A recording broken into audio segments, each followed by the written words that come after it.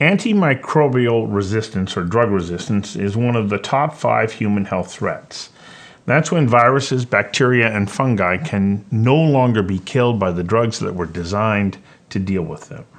According to the World Health Organization, drug resistance will kill more people than cancer, diabetes, and cholera combined.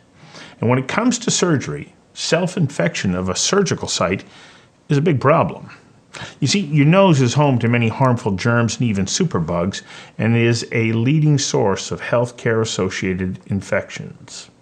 In the U.S., up to 60% of hospitals remove these nasal germs with topical antibiotic pre-surgical nasal decolonization for major surgeries, and they do this to reduce the likelihood of surgical site infections. Now, despite challenges that include low patient compliance, a 5-day treatment regime, and increasing antibiotic resistance, numerous randomized controlled trials indicate a 40 to 60% drop in these hospital-acquired infections. And it's for this reason that the World Health Organization recommends this pre-surgical treatment for ortho, spine, and cardiac surgeries. Interestingly, in Canada, only Vancouver Coastal Health requires universal pre-surgical nasal decolonization for all of its major surgeries. Now, they do this using Vancouver's Ondine company's photo disinfection technology, a 6-minute painless procedure. The infection reduction results have been significant over the past 9 years since the health authority first implemented this kind of technology. The addition of eliminating nasal pathogens with the photo disinfection just minutes before surgeries has contributed to an 80% reduction in serious infections. To date, more than 1,000 patients have been spared from post-surgical infections, saving millions of dollars annually. Ondine and Vancouver Coastal Health are now exploring if this same nasal decolonization treatment can be used to help prevent or treat COVID-19. We invited Carolyn of Ondine Biomedical to join us for a conversation that matters about the laser treatment her company has been developing to reduce surgical site infection rates.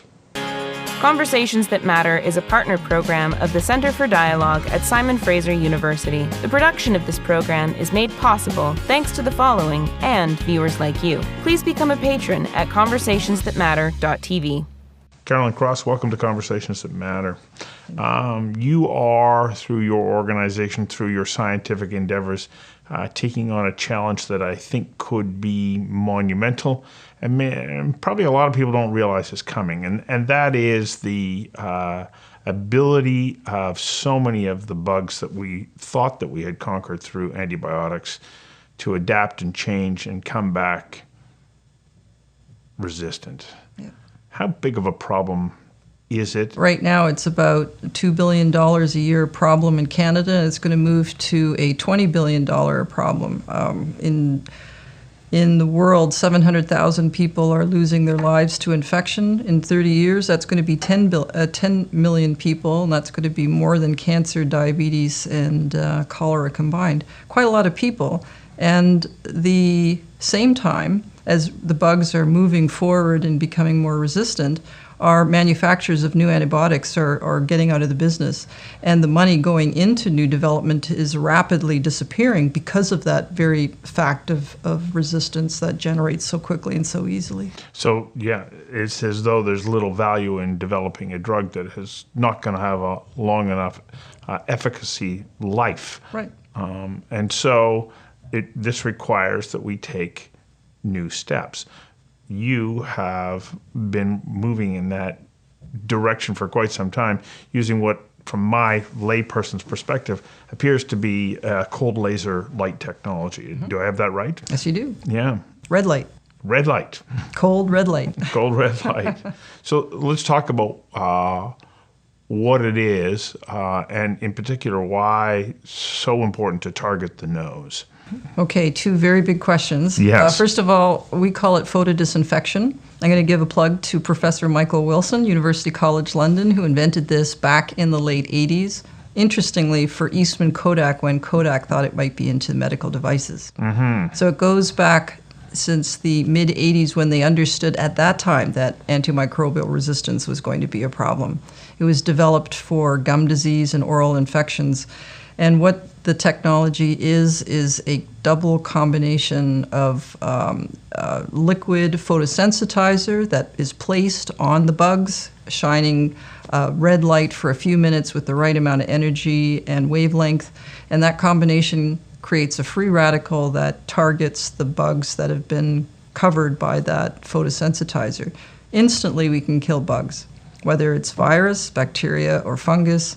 And it is safe for human tissue, and so we've discovered. Why the nose? I'm glad you asked, because the nose is one of the last main reservoirs of self-infection when you go into hospital. We're cleaning the body, we're cleaning the skin, but we're not cleaning the nose, and the nose is warm and moist, perfect breeding ground for bacteria, virus, fungus to hang out. And when a person is down and out, immunocompromised because of surgery, that's when the bugs recognize that the host is down and out. They change their behavior, something called quorum sensing, and the body's immune system is weakened, so that double whammy makes someone susceptible for infection. The other group that's a vector of infection in the hospital are the healthcare workers. So the healthcare workers, of course, are exposed to these deadly bugs day in, day out. They bring it home, they bring it into the communities, and they have a difficulty because they need to find a way to decolonize in a way that's going to be safe each and every time that they're doing it and not build up resistance for themselves. Up to this point, we've been using antibiotics as a way of dealing with this microbial infections or fungi, viruses, and so on. If the resistance to those antibiotics increases amongst all of those microorganisms, and we're asking you as the host to keep taking stronger and stronger doses. Everything that we now understand about the microbiome is that you're killing off a tremendous amount of beneficial microbial life as well. So how does this help us to also address the fact that, the host, meaning the human body, isn't being affected adversely? That is another great question. It's the issue of commensals. How do we target just the bad bugs and leave the good guys behind? Is really what you're asking. Unlike antibiotics, systemic antibiotics, for instance, that targets the entire body, we target just the area that needs to be decolonized. And so that targeting limits the exposure of the whole body. But interestingly, yes, the bacteria that may be good in that area are going to be vulnerable to the treatment, but it's the commensals that repopulate first. They are hardwired and genetically evolved to favor that body part, whether it's inside the sinus, inside the nose, and so we find it's the commensals that are coming back first. Maybe in the future there will be a microbiome replacement therapy that would supplement that, but for now we've observed that the commensal bacteria are repopulating earliest and the pathogens take longer to reestablish themselves, and so we're just letting nature take its course. So it's my understanding that in the United States they are actually targeting the nose, not using your technology widely, but they are targeting the nose, but we don't do it here as a rule in Canada. Why? What's the difference? So about 60% of U.S. hospitals will decolonize patients' noses before coming into a surgery, and that is not the same case in Canada. It goes to studies that happened around 2000. In that time frame, we observed that when we did nasal decolonization, antimicrobial resistance rapidly accelerated, and I think the Canadians, quite correctly, were concerned about resistance. And so they decided not only just the resistance, but they also decided and observed that patients weren't complying with the treatment anyways. So if you're not going to follow a regime, you're not going to be treated at the end of the outcome, and you're going to generate resistance. It was two of the worst worlds. So the Canadians, as a rule of thumb, had not undertaken nasal decolonization, and so that's why we've got the gap. So how does it work? Right now, it's in a pre-surgical environment, and it's in British Columbia. Although we've got our dibs and fingers in some hospital groups in Ontario and also Quebec. We are talking to Alberta. But most importantly, just the way it is, we are going in front of the U.S. FDA. We have some excellent partnerships with a very large hospital group in the U.S. that is keen on this kind of technology and bringing that forward. We're also working with the CDC, and as a result, that'd be a wonderful way of validating and endorsing an incredible new approach to nasal decolonization that answers the concerns that the Canadian healthcare system has, and we'll go in the U.S. and then bring it back home once we've established ourselves there. Well, because approval by FDA is the gold standard, isn't it? It's the gold standard, yeah. So once you go through that process, how long, well, let's not jump ahead of ourselves. How long do you think it will take to navigate your way through that environment, the regulatory environment with the FDA? Well, we have fast track designation and a qualified infectious disease product status, so that gives us an accelerated review, an accelerated process. We're still in negotiations with FDA.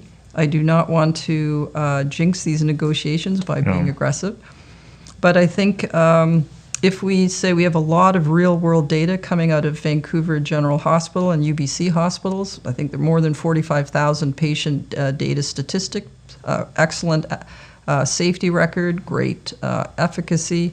We'll bring that real-world data to the FDA and negotiate what we are going to need to do. It's one thing to get through FDA approval. It's another thing to get validation and enough critical mass to make sense for the other hospital groups to adopt. But we think that the combination of the FDA review and regulatory milestones, as well as that real-world data coming out of British Columbia, that we should get accelerated traction and adoption in the U.S. There are people who are going to be listening to this who have chronic sinusitis or whatnot who are going, well, what about me? Well, how do I get that treatment and when can I get it? For sure, we're targeting the chronic sinus groups.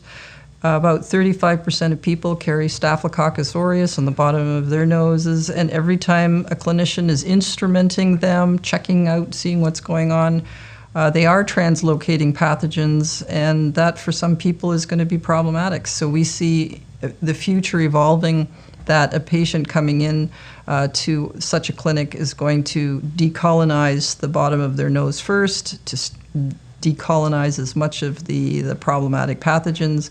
And secondly, after that, they will have a photodynamic treatment for chronic sinusitis. We have a balloon-based version of that nasal decolonization to treat the underlying disease and inflammation and biofilm in the chronic sinus patients. This is not just a dream, because if we take a look back through the history of your company and the history of this technology, you say, which goes back to the 80s, it started with periodontal or dental applications. Where are you at in that? And because I believe that you have products that are out in the marketplace that dentists can now employ. So let's talk about the progression of that to give hope to anybody who's saying, I want to see you succeed. Thank you. Me included. Well, our first product, you're right, is for gum disease and implantitis. We developed that one and sold that one off, and that is in the marketplace right now. We chose to do that so that we can focus on the hospital-acquired infection space and also chronic sinusitis space.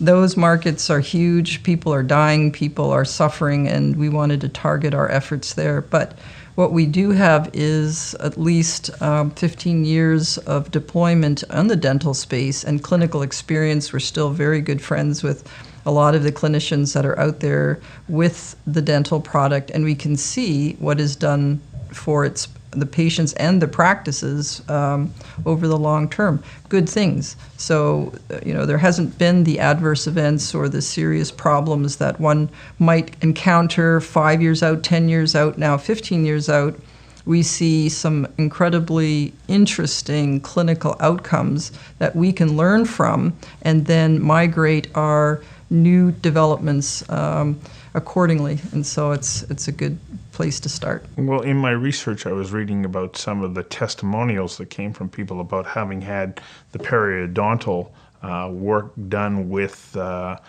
wand, I guess the laser wand, and the results almost seem astounding.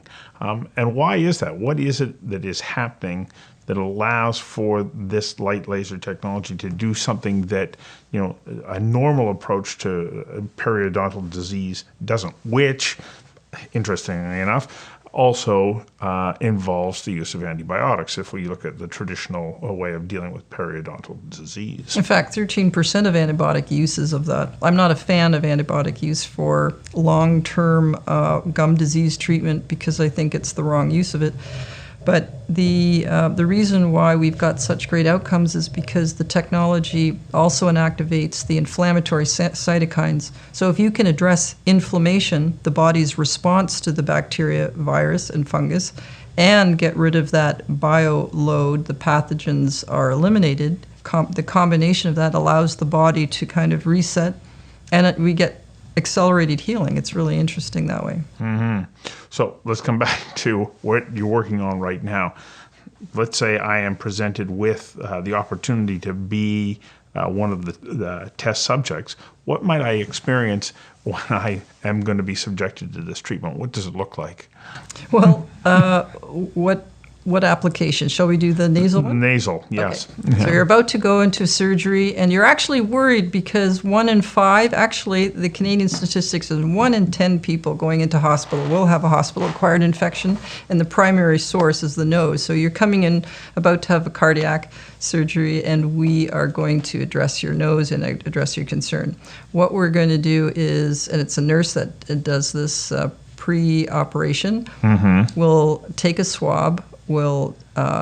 Then the swab is pre-filled, and we'll deploy the swab in the nose, do a few circles of it, and then we bring in a light source. It looks like a thimble, diffuser tip. We put it into the nose. We turn the light on for 2 minutes. That's the treatment. You don't feel a thing. You don't smell a thing. It's bright red, and we do that one more time just to make sure that we've got everything in case there's hair follicles or they didn't get enough of a treatment the first go-around. 5 minutes all in all, and you're done, you're clean, and you go off to get your surgery. Simple as that. It seems remarkably easy, but I'm sure that the development of the technology was anything but. Because to know that that you hit that sweet spot with just the right frequency of light, right, must have been quite a bit of work. Did most of that work take place here in Vancouver, or was it UK-based, where you say that the technology was first envisioned or created? Yeah. What we got out of the UK was the photosensitizer and the wavelength, so we understood that. And then what we had to work with is power density, and we had to work with concentration, energy concentrations, and formula concentration. So we did a number of experiments and trials in Canada, also at Foothills Calgary Hospital, and then we went into the Vancouver General Hospital knowing that we had the right combination. Are tests still underway? Well, there will be new trials starting up for the FDA, so that's going to be coming up in the first quarter of 2020. Yeah. And in Canada, we have been approved since about 2008, 2009, in several hospitals in British Columbia, and now, interestingly, plastic surgeries clinics in Toronto. So they've gotten on board.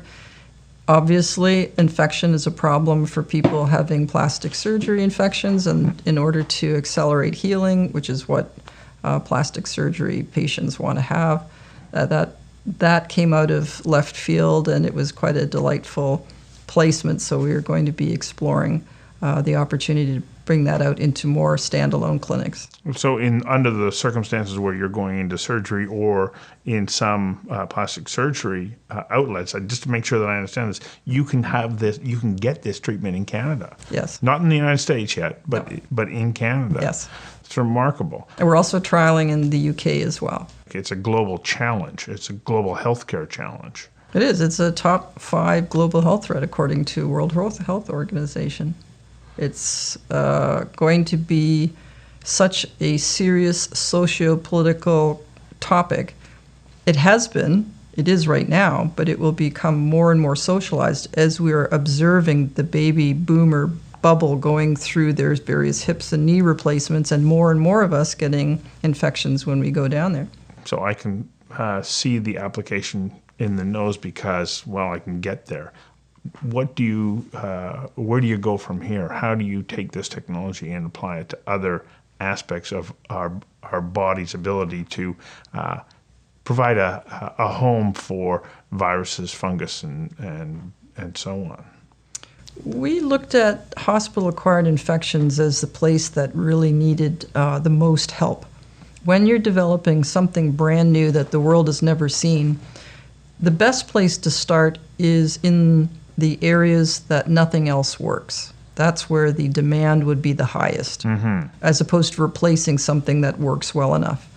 And so one of the areas that needs a lot of help is hospital-acquired infections. They're already doing the antibiotics, they're doing prevention, they're doing hand washing as best as they can, and they still have an issue. Right. So we're looking at the 5 major types of hospital-acquired infection. The most common is urinary tract infections, catheter-associated UTIs.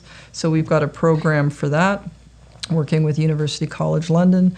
We have ventilator-associated pneumonia prevention. So people who are on long-term breathing assist, that is a big problem because those bugs perfect grow. Culture, right. Perfect environment for the bugs to grow and then dump right into the lungs. 1 in 5 people will get a ventilator-associated pneumonia called VAP. 1 in 5 of those will die. It's the highest source of death rate in hospitals. Then there's central line catheter infections from the surface of the skin. And then we are looking for internal things like C. difficile, so going and taking specific or H. pylori super-resistant bacteria that we can use balloon technology to go in and decolonize high concentrations of these pathogens using this kind of technology. Like to go right into the gastrointestinal tract and go after C. diff. Thanks for coming in and sharing this. Thank you so much, Stu.